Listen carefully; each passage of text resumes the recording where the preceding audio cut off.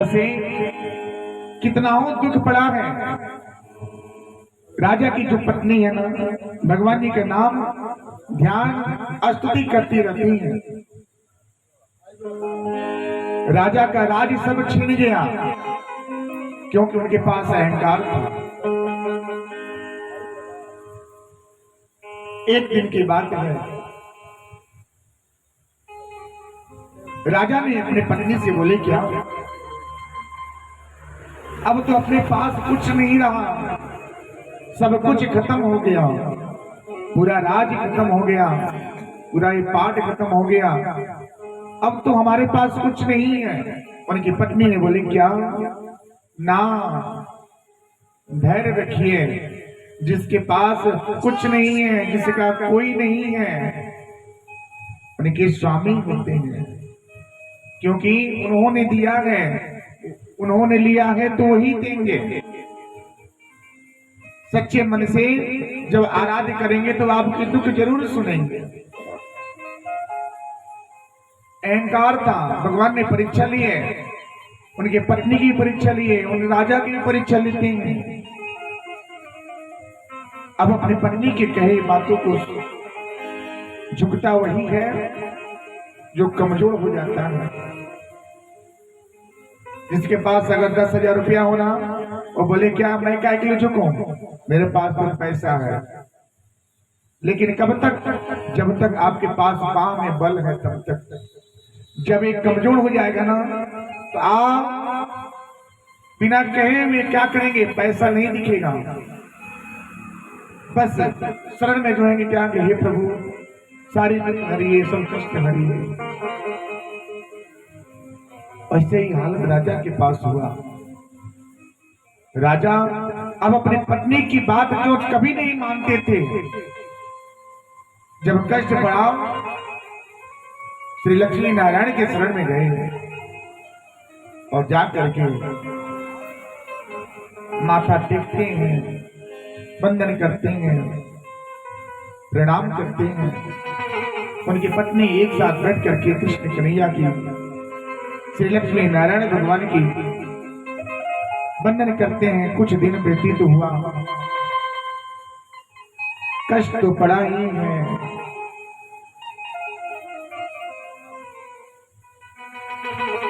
दुख तो पड़ा ही है, अब करे तो करे क्या। इतना कष्ट है, इतना दुख है।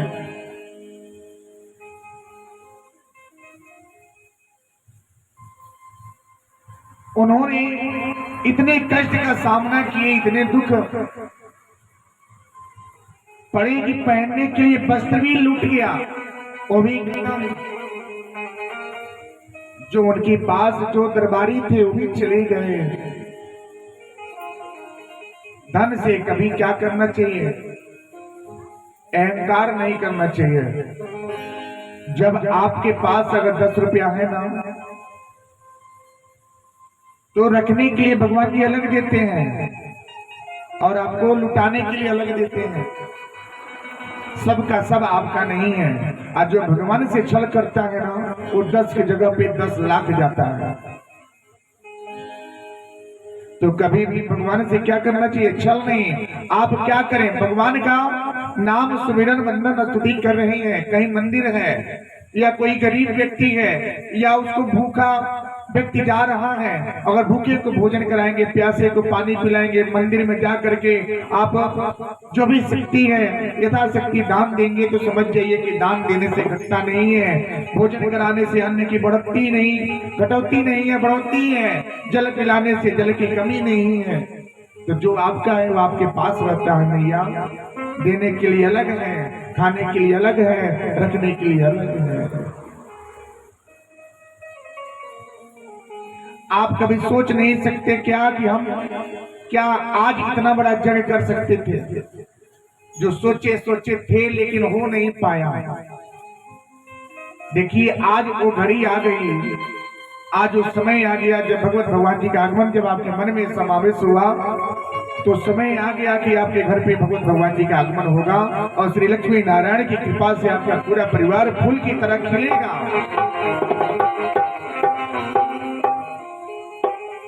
आप वो फूल बनिए जिस फूल की सुगंध हो, आप वो फूल न बने कि जिसका सुगंध और गंध भी ना हो। जिस तरह से एक सेमल का फूल होता है ना, कितना सुंदर होता है, इतना सुंदर होता है कि उसका न गंध है न सुगंध है, केवल फूलता है और गिर जाता है, कोई उसे छूता भी नहीं है, गिरने के बाद वो गल जाता है। आप वो फूल बने जो भगवान को प्रिय हो, आप वो फूल बने जो आप हर पल उनके पास लेकर के समर्पित हो। यह ऐसा संसार है जैसा सेमल फूल, इस संसार ही ऐसा है क्या, सेमल के फूल की भांति देखने में तो बहुत सुंदर है, बहुत बड़ा है, लेकिन इसमें कुछ नहीं है। अपने जीवन को कृत्य करें, अपने जीवन को कृत्य कर लीजिए। समय होते अगर सुधर जाएंगे, भगवान की आराधना करना शुरू कर देंगे ना, तो समझ जाइए कि आपका जीवन कृत्य हो गया और भगवान जी आपको क्षमा करेंगे।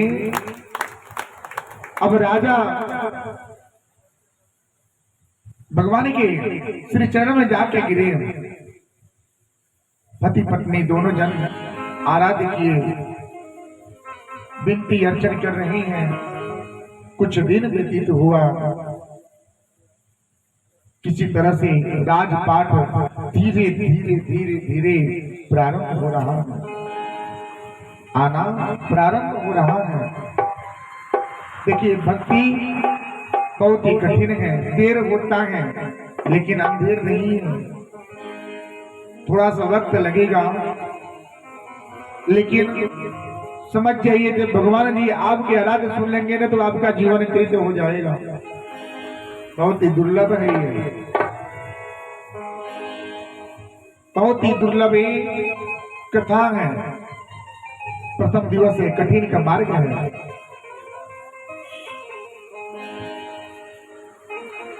अब धीरे धीरे मिलना शुरू हो रहा है। किसी तरह करके उनका राजपाट वापस आया।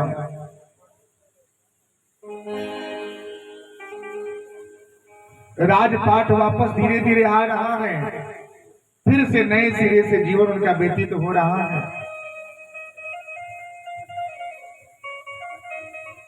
राजा बोले क्या, मेरा जीवन तो कृत्य हो गया,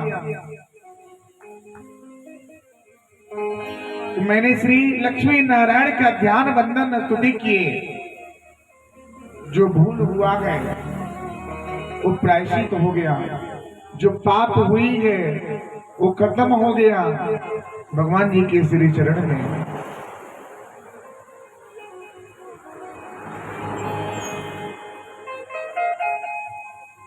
मैं तो आपके श्री चरण का दास बन गया। हे कृष्ण कन्हैया, हे माधव, आपने हमारे जीवन को कृत्य कर दिया।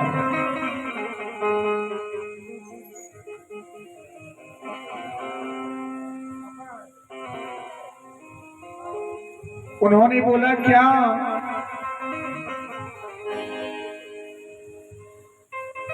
अब करे तो करे क्या, अपने पत्नी के साथ प्रतिरोज जाते थे, भगवान का दर्शन वंदन स्तुति करते थे, उसके बाद आते थे।